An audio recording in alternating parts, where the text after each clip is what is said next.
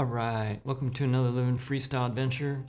I built a rock climbing wall in my dorm room in college. Perfectly normal. To give a little quick history, I started rock climbing in the Boy Scouts probably sometime. I tried it for the first time, probably sometime between 10 and 12. I thought it was awesome. Uncle Spud was my rock climbing partner for the most part. We got a bunch of our friends in high school into it, and we would all go out to the Virginia-Maryland border at Great Falls and do a bunch of top roping out there. Nothing too crazy, no 3-pitch stuff, no lead climb, but we had a lot of fun rock climbing. And so that's where like the history of it came from. That's half of it. I liked rock climbing. The other half of it has to do with Duke. At the time when I was at Duke, some crazy high stat, I heard as high as 98, but let's just say 90% plus students all stayed on campus all 4 years. So there was just a thing. It was a very social part about going to Duke. Even the fraternities were in dormitory. So they would just take over an entire section of a dormitory, and that was the house. So each year, you'd go to school a little bit early, get your room set up. Well, the whole loft building part of getting your room set up was a big part of getting your room set up because it saved a lot of space, and it afforded you the option to have, a couch to sit on, some room to move. Not everybody did this, but a lot of people did. And by the time I got to my senior year, I scored a single in the lotto. And so because I had a single, I kind of went full tilt. And before I got to school, I planned out what I was going to do. I knew what room I was in. I took the measurements before I left for the summer, because the trick was you were not allowed to secure anything to the walls. It had to be all freestanding, anything that you did. And so I had to find a way to safely set up what I wanted to build without actually securing to the walls. And so I think it's probably easiest to show you in pictures. And if you take a look at some of these as I go through them, you'll start to see. So I started with my blank room, and here you can see looking out the door. This is 312 Wanamaker, I believe it was. And as we look back, this was the area that I was going to be building in. And here's kind of a reverse angle of the room. It wasn't a crazy amount of space, so I had to be really efficient with it. And basically I set about framing out my rock climbing wall.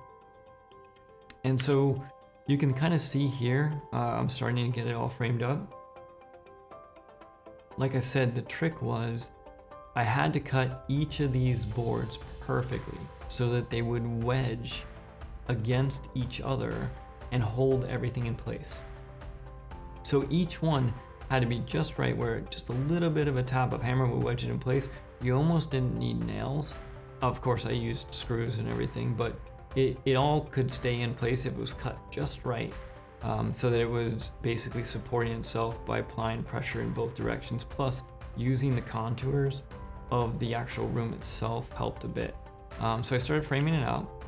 Obviously, I spent a lot of time cutting, and fortunately I was on the top floor, so there was this whole section of the stairwell that was pretty much unused, and I was able to do all of my work here. And everybody in the dorm, at least in our hall, was amazingly patient about this, because I did not get this done in a week. It took me about a month, but I remember looking back and feeling bad because you can see my footprints. They're almost like comic book style footprints coming out of the hallway and into the dorm as I was constantly working on this.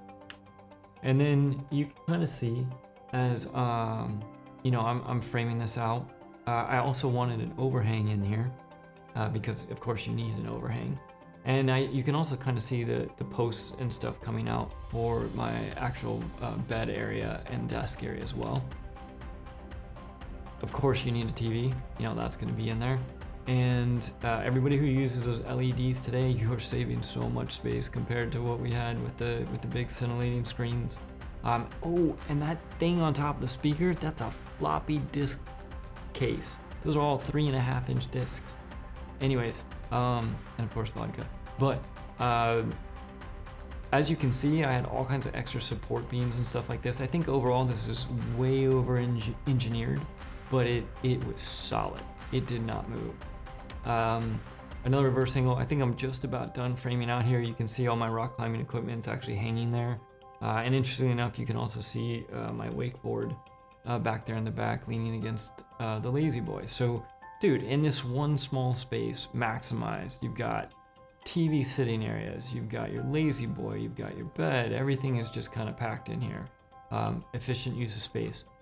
Once I get the whole thing framed out, then I basically set about getting the plywood ready, and basically all that entails is screwing a bunch of holes in it, and then you get these eyelets with a backing, like a cleat, and you hammer those in, and that's actually what you screw the holes into. So as I was getting the plywood set up and ready, you can kind of see here, you know, just kind of covering all the pieces. This is making some serious progress, getting all the pieces in place, all screwed in, plus all the rock hold bits and everything in there. And then, actually it's funny because that actually says, Kevin is a monkey. I think that's before I painted it.